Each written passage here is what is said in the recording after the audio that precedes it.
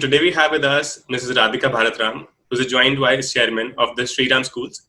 Under her aegis of Sri Educare Limited, an education consultancy company, she has been instrumental in setting up the Sri Ram Millennium Schools in NCR in the Sri Ram early years.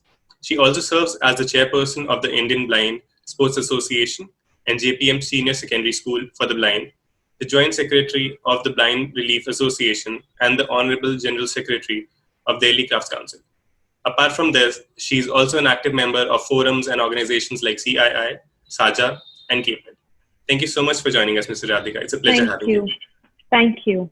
So, jumping right ahead into the conversation, can you tell us briefly about your journey as a philanthropist, an educationist, and most importantly, as a change maker?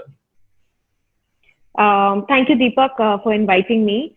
I think my journey started a long time ago when I was a little girl. My parents always used to take us to Cheshire Home and to Mother Teresa Home to serve.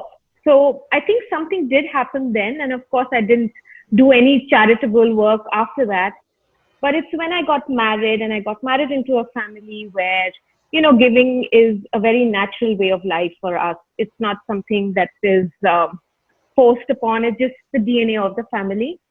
And I just chanced upon Delhi Crafts Council, and I said, let me go there and sort of figure this out, what it really does.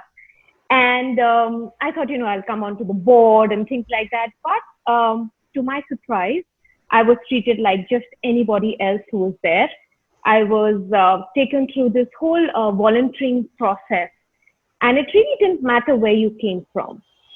And I think that's what really laid the foundation for me as an individual, what it means to give your time to an organization or to the people that you work for.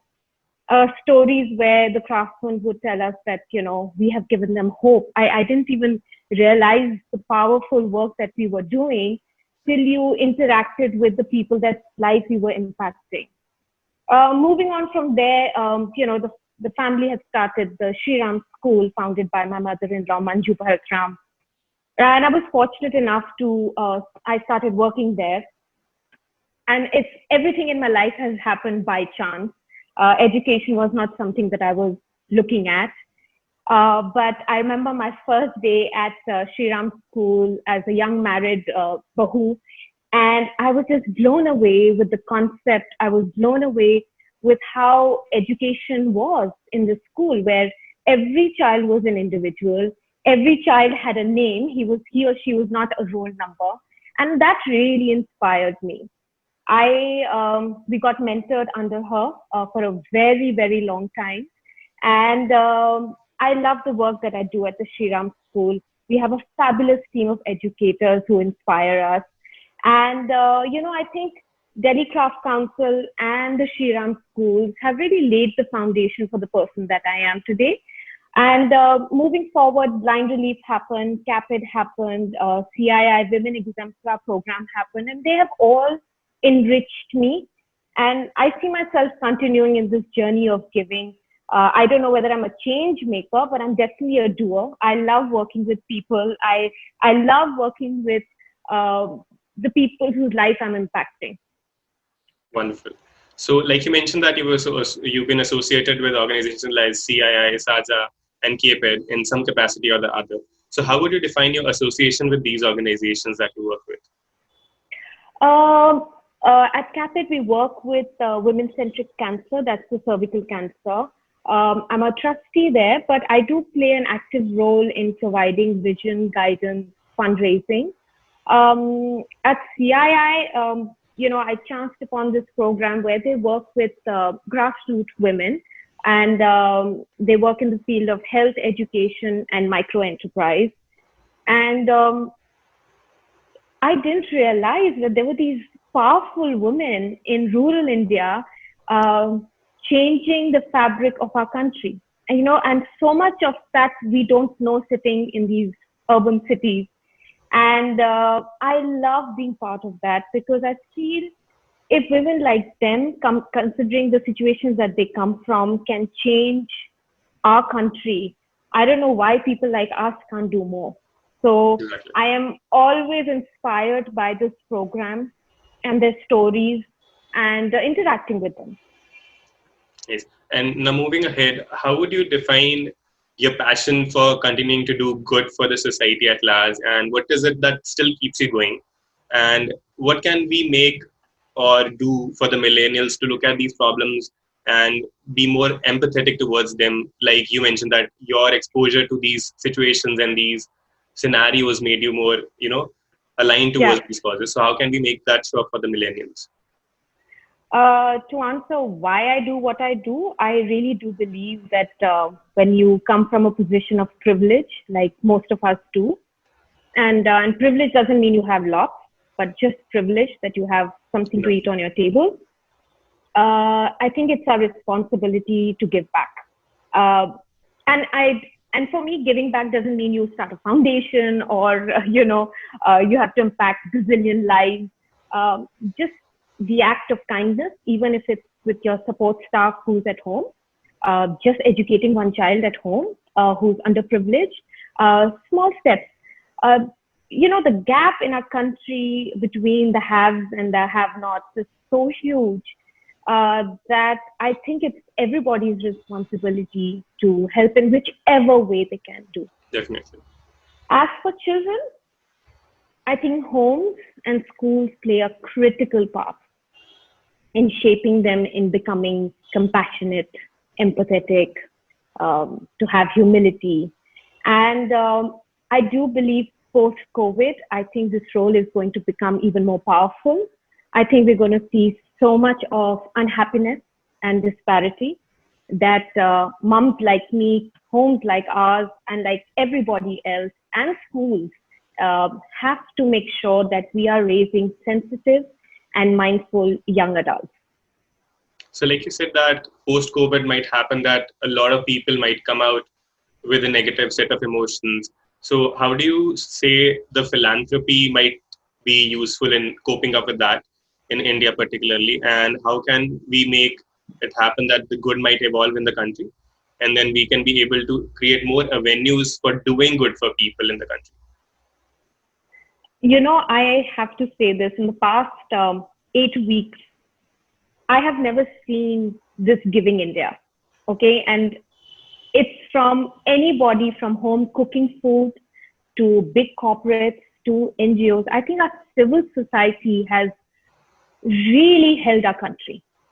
And the kind of work that has happened, I think it's laid the foundation for a better India. And this is what I feel. I might be very optimistic and positive about it, but I feel there has been a change. There has been a change in the way we give, in the way we look at others, and how compassionate we have been. And this is the strength of our country, how private partnership with NGOs, there's a whole mobilization, there is a whole movement of collaboration. As far as talking about positivity and if you're talking about mental health, I think this is going to be a critical issue in our country.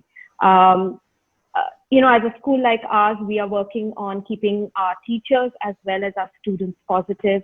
Even at the Blind Relief, with all our students who have gone back to their villages and really can't come back to the school, one is trying to be in touch with them to check on how they are doing, keeping them engaged. There are going to be repercussions of this, but if we address them now and we start talking about these issues, I think we'll have a solution. Definitely. And talking about the Sri Ram schools, so what are some of the values that you go on to instill amongst the students? Like you mentioned that none of the students is just a roll number. Every student has a name, a personality. So what are some of the values that you embed in those students, and how do you see that impacting education for them? We have these very four core values that we stand by, and those are non-negotiable for everybody who's in the Sri Ram school. One is pursuit of excellence. You have to do your best. You're competing with yourself, and in the big bag world, you have to always better yourself, have a better version of yourself. The second one is of pride in one's heritage. I don't think we should ever forget where we come from. I read this beautiful quote somewhere. It says that your heritage is the routes that you get, and they're also the wings that gives you a flight. Beautiful. So I thought that was very powerful. One of the most important one is sensitivity. Sensitivity to everybody, the bhaiyas and didis who work in our school, to the staff who's at your home, to the elderly. Sensitivity is the core of any human being. You have to be compassionate and empathetic. And last and not the least is integrity. Do the right thing, even if nobody's watching you. I think these three are very important as they walk into the real world. Any job that they do, these four core values will hold them in high esteem. So we hold them very dear to ourselves, and we expect our teachers to equally follow these values. So amazing. So this was more or less about the civic society and the children and the students, for that matter. So when we move on to a corporate wing of this, so how do you see India's business community responding to the recent pandemic, and what are more avenues that we could explore to do better as a corporate? The corporate India has been doing a lot. We all know that the CSR fund is flowing into education and health. Even right now, there have been many corporates who are reconfiguring themselves and reinventing themselves. Like someone like our foundation, SRF Foundation, we work in rural schools, almost 250 plus schools in 9 states. We are trying to figure out how to digitalize it. And I think everybody is trying to adapt themselves to the new scenario. Post-COVID, I see a lot of funds going to COVID-related issues. Exactly. And that's one of my bigger concerns also, is because the NGOs that depend on corporate finance, so the CSR fund might not come their way. So you'll have a lot of NGOs who are going to struggle. So there's a positive side to it, and there's a negative side, that there are going to be a lot of NGOs, like even a Blind Relief Association, where we depend so much on the CSR fund coming into our organization. It's going to be a very tough year for us. So those are concerns for us. Yeah. So this is something about the corporates that have like structures in place, who have been running CSR projects for long. So it might be a concern for some who have recently ventured into the space. So what would be some of the suggestions that you would have for these organizations who've just ventured into the space of doing good, but are still figuring out or trying to make out a sense of it, that where should they invest so as for the impact to be greater? So something like you said, that everyone focusing on COVID might not be the answer. So how can be it happening that the corporates might be able to do good with the other interventions as well? So how can that be done? I was on one of this conference, and we were talking about impact, and we were talking about big numbers. And I have a very conservative and a very different view to it. I feel there's lots to be done in this country, and you don't need to replicate it.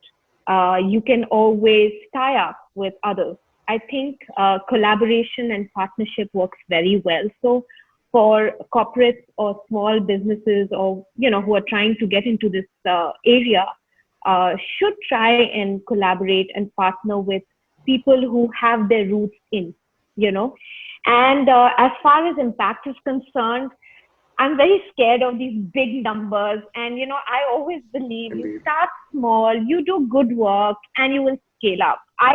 I don't understand why there is so much of rush.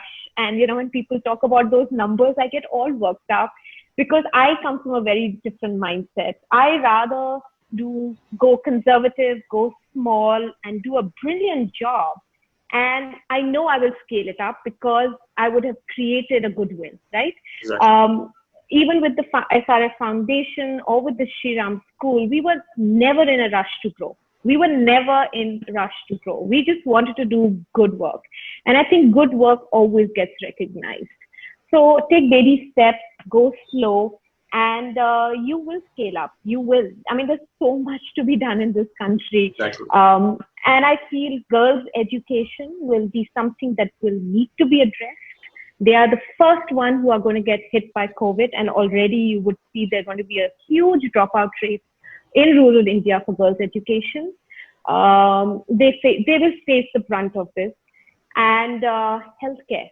Healthcare has to become the top priority in our country now going forward. Women's health, which has never been addressed, has to take priority also.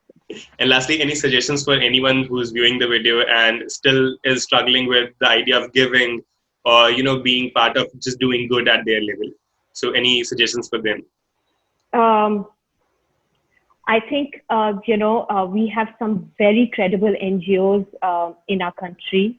If you're struggling, you should get in touch with them. They're doing some phenomenal work. I'm always inspired by them. I can name someone like Uday Foundation, Goonj, HelpAge. These are some NGOs who are really sort of humble and grounded in the work that they do. And take baby steps and follow your heart. And, it doesn't matter how big your donation is or how small your donation is. I think India needs that donation. So it really doesn't matter how big or small it is. Definitely. So that brings us to the close of the conversation. Thank you so much for joining us, Mrs. Radhika.